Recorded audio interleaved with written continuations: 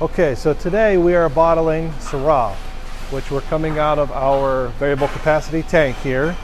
So what you'll see over here on the left is we've got argon, and I'm using the argon as a shielding gas so that as we are bottling, I still have a protective layer to keep the oxygen out as we're bottling. So we're going to start here. You see the hose coming out this direction. Hose goes to the inlet of our pump over here. Now this pump currently has a pigtail line, which is this line here, and if you trace that back, that plugs into the bottling machine. So right now the bottling machine is turning on and off the pump as necessary, and we'll talk about that when we get inside. From the outlet of the pump, we're going to leave the pump and we're going to come into the inlet of our pad filter here. So the pad filter is made of, it's a cellulose material, so plant-based material pads.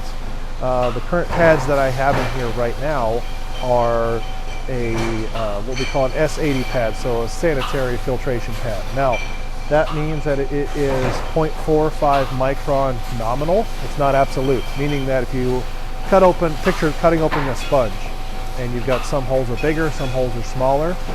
That's kind of what 0.45 nominal means, is that it's the average size is 0.45 microns. So this is kind of our first attempt at pulling out any possible microbes that may be in the wine.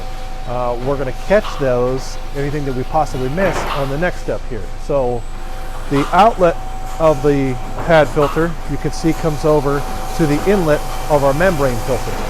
So earlier today, what we did is we tested the integrity of the membrane filter by doing a bubble point test.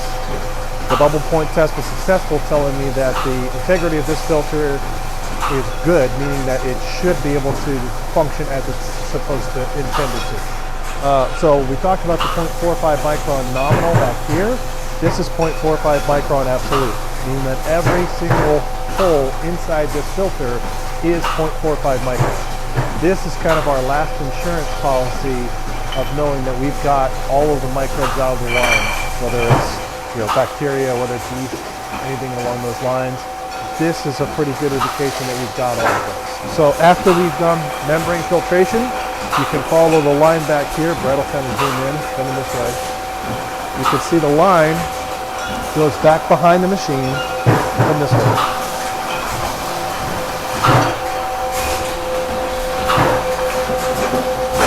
You can see the line comes into the back of the machine here. So where it goes from here is the pump that we saw outside is actually pumping under pressure up to the top of the bowl, which we'll see on the other side of the machine. So let's have that one. So now we'll start talking about the machine. So what's happening here is this is the loading station. So what we're going to do is we take empty bottles, which you're about to see here in a second. The bottles actually get shipped to us already packaged, which is nice. So what we'll do is we stamp the bottles, or the boxes, excuse me, with the date and the type that we're putting in there. You'll open up the flaps, and you can actually flip the bottles completely upside down, pick the box up, and now the bottles are loaded and ready to go. So from here, you can see, this is what we call the descrambling table. So the descrambling table, after we've loaded the bottles, you can kind of see what it does is it arranges the bottles so that they end up in a single file line, which you can see those over here starting to go in the machine, right? Now this tank that we've got sitting over here, this is food grade nitrogen, and what we use this for is for sparging the bottles out. So anytime we're making wine, we don't want to have oxygen in contact with wine. So this first station that you see here, with that plunger kind of coming down, what that's doing is two things. One, that the plunger comes down and it pulls a vacuum. So it's going to try and pull out all of the air possible, and then at the same time, after it does that, it's going to inject this food grade nitrogen into that bottle. So in theory, we pulled out all the air and filled those bottles with nitrogen before they go to the fill station. So this fill station, this big round area up on the top up here, that's what we call the bowl. So that hose that we saw earlier, it actually gets pumped to the top of the bowl here. And what's unique about this is a vacuum assisted kill. So how it works is there's a vacuum pump on the machine, so it is pulling a vacuum. So what happens is as the bottles come up in there and they start to fill, you can kind of see them kind of cascading on the outside. So as the wine is going in, that vacuum pump is pulling up that nitrogen from the inside the bottle up into the bowl. So from that standpoint, that bowl should be just wine and nitrogen only. So that's how we're protecting the wine that's inside the bowl up top there. Once the bottles have been filled, we're going to travel over to the closure station. Now currently right now we are running cork. This machine is capable of being both cork and screw cap. But as you can see, once it leaves the fill station until it gets over to the closure station, there's a possibility that that wine may have been exposed to oxygen, right? So, if I can kind of zoom in here and take a look up underneath there, here at the closure station, so what it does is it will actually pull a vacuum, inject with nitrogen, very same way that the sparging station did, at the very last second before it punches that cork in.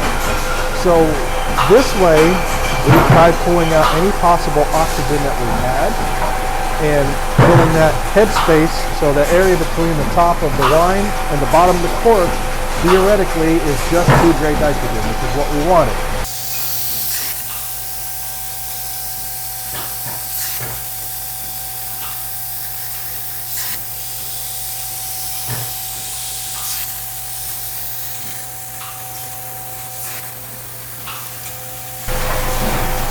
So after it finishes the bottling machine, it's going to come over to the finisher. Okay. Now this machine does two different things. It will do both shrink caps and labels. So we see here, we're going to transfer from one side to the other. Now here's, if you kind of zoom in here, take a look at this. This is my $1.99 fix for a, there you can see that little piece of copper right there. That's a $1.99 fix for a $100,000+ machine, right? Because what was happening was as the bottles transferred, they were knocking over because it wasn't a smooth surface. So I put in a little piece of flattened copper pipe, works like a dream. Now, we're going to come over here to this, we're putting shrink caps on right now. And it's a fun machine to watch because what it will do is the little air jets will blast that shrink cap, and then it will get rotated, and then that plunger will come down and put it on the top of the bottle. Now these shrink caps, they're nothing more than PVC is all they are, and not much to them. But after they get put on the top of the bottle, they will come over to the heat shrinker, and that's where they'll actually shrink it on there. So it gives the public the idea of a nice sealed bottle. It wasn't tampered with. Last station is the labeler, which typically of the entire operation, this is the station that gives me the absolute most trouble. I'm constantly adjusting this one more than anything else. But you see we roll a label on, and then finally it comes over here to pack out. Pack it into the case, tape it up, put it on the pallet. So start to finish, we bring in empty bottles on that side, finished material on this side. We didn't have to touch anything to the pack. So there's an overview from tank all the way to finished kit.